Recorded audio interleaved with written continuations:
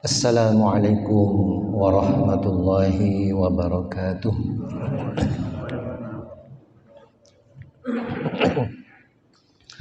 A'udzubillahi minasyaitonir rajim. Bismillahirrahmanirrahim. Alhamdulillahi rabbil alamin. Alhamdulillahi ala fitratil Islam wa kalimatil ikhlas wa ala dini nabiyyina Muhammadin sallallahu alaihi wasallam.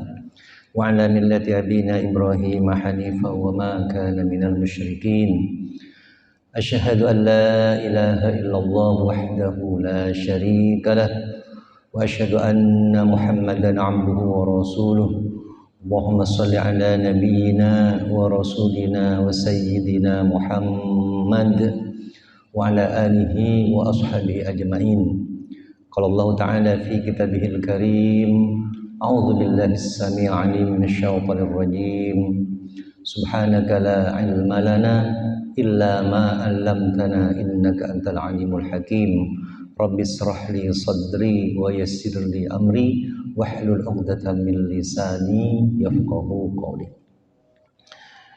Hadirin bapak-bapak, ibu-ibu, saudara-saudara jamaah salat subuh Masjid Nur Muhammad rahimakumullah.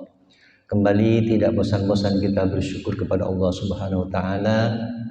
Syukur dengan mendalam, syukur dengan penuh kesadaran bahwa Allah Subhanahu wa taala mencurahkan nikmat kepada kita sekalian. Wa in ta'uddu nikmatallahi la tuhsuha. Yang tak terhitung. Sementara kita berbuat dosa setiap hari, maka penting bagi kita untuk senantiasa sayyidul istighfar. Kita mohon pada Allah agar kita diampuni, sebagaimana salah satu kalimat di dalamnya, abu'u laka bi ni'matika alayya wa abu'u bi dzambi. Aku sadari Allah betapa besar nikmatmu kepadaku, tapi aku juga sadar betapa besar dosaku kepadamu. Faghfirli, maka ampunilah aku. Fa innahu la yaghfiru dzunuba illa anta. Sesungguhnya tidak ada yang bisa mengampuni kecuali Allah Subhanahu wa taala. Hadirin rahimakumullah, sekarang kita berada pada tanggal sekitar 4 ya. Bulan Dzulqa'dah. Ya. Jadi kita sudah memasuki bulan-bulan haram. Rangkaian bulan haram ini berturut-turut 3 bulan, terpisah 1 bulan di bulan Rajab. Jadi bulan ke-11, 12 dan bulan ke-1 Dzulqa'dah, Dzulhijjah, kemudian Muharram yang diawali dengan bulan ke-7 bulan Rajab sebelum Ramadan. Hadirin rahimakumullah, kalau kita renungkan, jadi Allah Subhanahu wa taala itu tidak pernah membiarkan kita. Allah tidak pernah membiarkan kita. Allah siapkan ya, kalau kita ini ibarat lomba lari, itu di kanan kiri disiapkan minuman gitu, terus kanan kiri siapkan tempat-tempat istirahat agar kita itu bisa sampai ke finish dengan selamat. Disiapkan pengaman-pengaman. Kenapa? Sebab ancaman-ancaman hidup ini, gangguan-gangguan hidup itu terjadi kapanpun dimanapun. Maka Allah siapkan agar kita itu terjamin, terjaga dalam menjalani kehidupan kita. Baik itu dari segi waktu, baik itu dari segi tempat, maupun dari segi amal. Ini disiapkan. Ini tiga perlindungan Allah kepada kita. Yang pertama waktu, yang kedua tempat, yang ketiga amal-amal. Dari segi waktu, Allah siapkan ada waktu harian yang terbaik, ada waktu pekanan yang terbaik, ada waktu bulanan yang terbaik, ada waktu tahunan yang terbaik. Nah, disiapkan. Dari segi tempat, ada tempat-tempat yang mulia yang diutamakan oleh Allah Subhanahu wa taala. Di antaranya masjid ini tempat yang paling mulia. Itu pun di antara masjid itu ada derajat-derajat yang berbeda lagi. Ada Masjidil Haram, ada Masjid Nabawi, Aqsa dan seterusnya. Itu tempat-tempat yang dimuliakan oleh Allah Subhanahu wa taala. Dari segi amal juga demikian. Jadi ada amal-amal yang Allah siapkan setiap hari bagi kita agar kita ini terpelihara, tidak terdistraksi pikiran kita sehingga jauh dari Allah Subhanahu wa taala. Sebab sekali melangkah salah, kalau dibiarkan, kalau kita perhatikan ini jalan lurus kita sekali melangkah salah, kalau dibiarkan semakin jauh dari kebenaran. Jadi kalau pertama sedikit saja, misalnya biasa sholat 5 waktu berjamaah, suatu ketika ditinggalkan sholat subuh berjamaah, ditinggalkan sholat subuh. Ketika sholat subuh ini tidak kembali kepada jalurnya, dia akan meninggalkan sholat isya berjamaah. Dia akan meninggalkan sholat duhur berjamaah terus sampai jauh. Maka kesadaran untuk kembali inilah yang Allah siapkan agar kita ini terus di jalan yang benar. Makanya Allah siapkan setelah kita berpuasa Ramadan, ternyata apa? Ada Syawal, bulan peningkatan. Setelah Syawal, kan sepertinya biasa saja, tidak seheboh Ramadan. Padahal bulan Dzulqa'dah ini adalah minha arba'atul hurum, bulan yang dimuliakan. Dimuliakan tandanya apa? Di bulan ini dilarang berperang. Termasuk bulan depan, termasuk bulan depannya lagi. Dzulqa'dah, Dzulhijjah dan Muharram. Dilarang berperang kecuali diserang. Kemudian yang kedua, perbuatan baik akan dilipat gandakan kebaikannya. Jadi sebagai Ramadan, wallahu a'lam apa setara, tapi yang jelas dilipat gandakan. Dan perbuatan dosa juga dilipat gandakan dosanya. Perbuatan buruk dilipat gandakan dosanya. Seandainya kita sadar, hadirin sekalian, betapa keutamaan ini Allah berikan dalam rangka kasih sayang Allah, maka insya Allah kita akan semakin bertumbuh, tidak pernah meninggalkan Allah. Seolah-olah kita datang kepada Allah di bulan Ramadan, setelah itu ditinggalkan, nunggu bulan Ramadan lagi. Terlalu lama. Ketika terlalu lama, terlalu jauh kita dari jalan yang benar. Apalagi bulan haji. Bagaimana Allah Subhanahu wa taala menyiapkan jamaah haji ini? Disiapkan sebelumnya dengan bulan Ramadan. Di bulan Ramadan dibersihkan jiwanya untuk menghadapi haji. Artinya ada ketersambungan. Jadi di bulan Ramadan itu rukun Islam yang ketiga, yaitu puasa. Setelah berpuasa, kita ada zakat, rukun Islam yang keempat, yaitu zakat fitrah atau zakat mal yang mungkin sudah waktunya dibayar. Setelah itu rukun haji, rukun ibadah Islam yang kelima. Ini kan tersambung. Dan semuanya itu ada sholat. Ada sholat yang bisa menyambungkan yang kita lakukan setiap waktu. Bahkan kita kalau ibadah haji, kita sangat mengejar sholatnya. Kalau sampai di Madinah ada sholat arba'in, sholat 40 waktu. Pas jamaah haji Indonesia itu di Madinah itu pas langsung 40 waktu.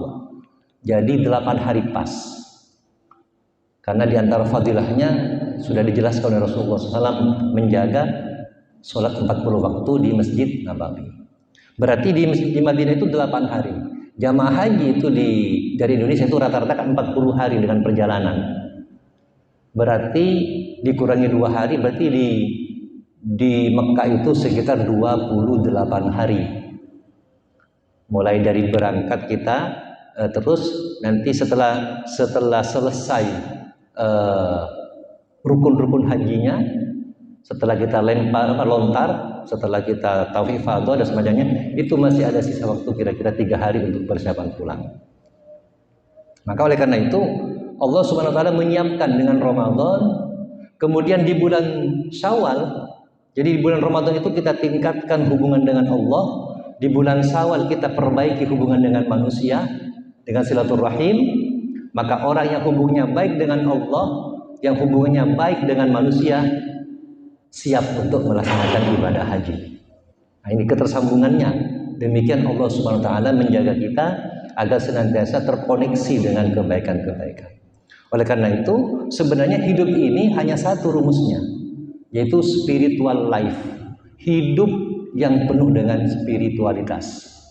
Ketika muatan-muatan amal-amal kita itu karena spiritual, maka semuanya akan tersambung dengan Allah Subhanahu wa taala. Sebab mohon maaf, yang terjadi di masyarakat kita kaum muslimin mayoritas itu penyakit sekularisme. Penyakit sekularisme. Apa itu? Ismail Al-Kilani dalam bukunya menjelaskan sekularisme itu adalah fasluddin anil hayah, memisahkan agama dari kehidupan. Fasluddin anil hayah, memisahkan agama dari kehidupan. Agama itu hanya dipahami sebagai ritual. Sementara kehidupan berekonomi, bermasyarakat, berinteraksi itu dianggap lepas dari agama. Sehingga mohon maaf, kalau sholat tutup aurat, ketika berolahraga buka aurat, seolah-olah olahraga itu tidak pernah diatur dalam agama. Bagaimana pakaiannya? Ini kita fakta. Ketika beribadah betul-betul perempuan melayat baju yang besar. Ketika main volley, ya seperti itu kondisinya. Kenapa? Sekuler.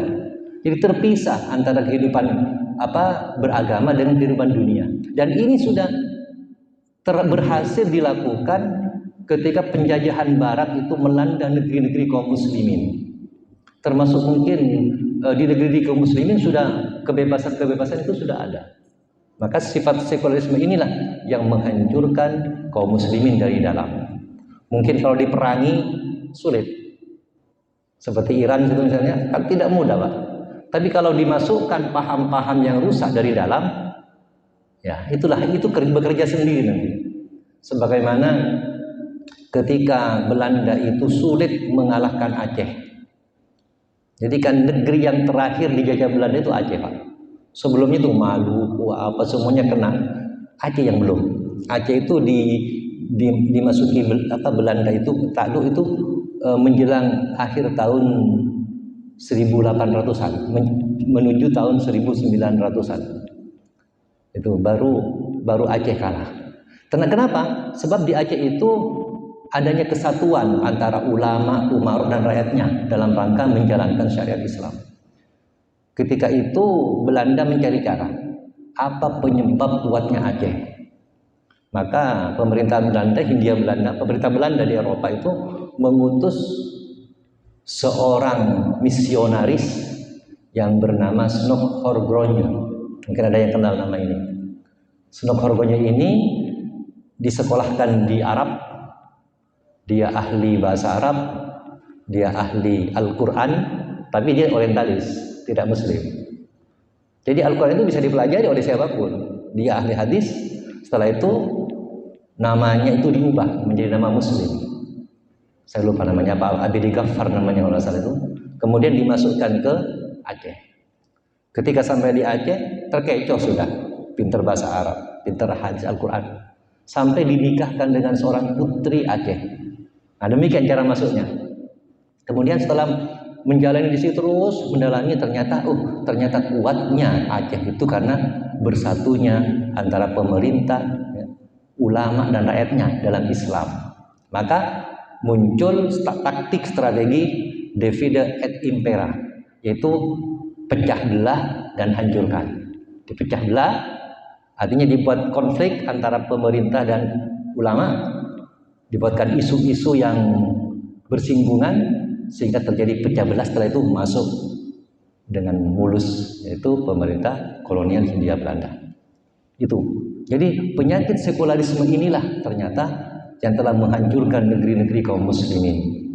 Dengan itu kita kembali bahwa hidup ini tidak bisa terpisah antara agama dan kehidupan. Ketika kita ini muslim dalam ibadah, kita juga muslim dalam bekerja, kita juga mukmin dalam bersosialisasi dengan masyarakat.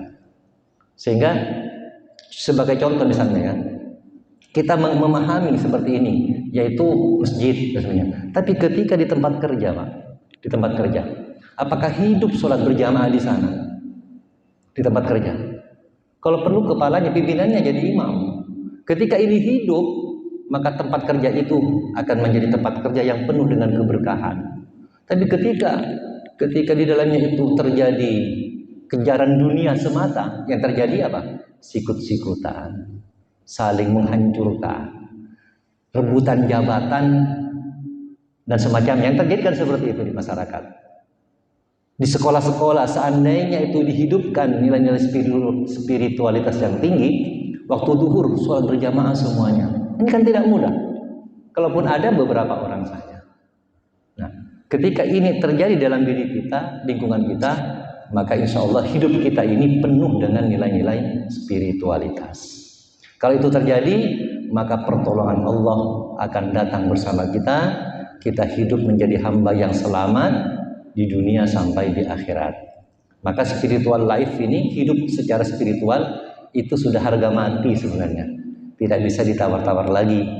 Karena ketika kita lepas dari Allah SWT, maka yang masuk adalah kekuatan-kekuatan yang akan menghancurkan kepada diri kita. Karena musuh kita setiap waktu mengintai kita. Bagaimana kita jatuh dan mati dalam kekafiran. Maka satu-satunya jalan kita kembalikan gantungan kita kepada Allah Subhanahu wa taala. Allahus Samad.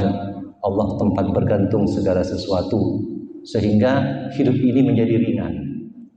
Hidup ini banyak masalah karena kita gantungkan kepada kehidupan sendiri, gantungkan kepada pekerjaan, gantungkan kepada pasangan hidup, bergantung total, melupakan Allah.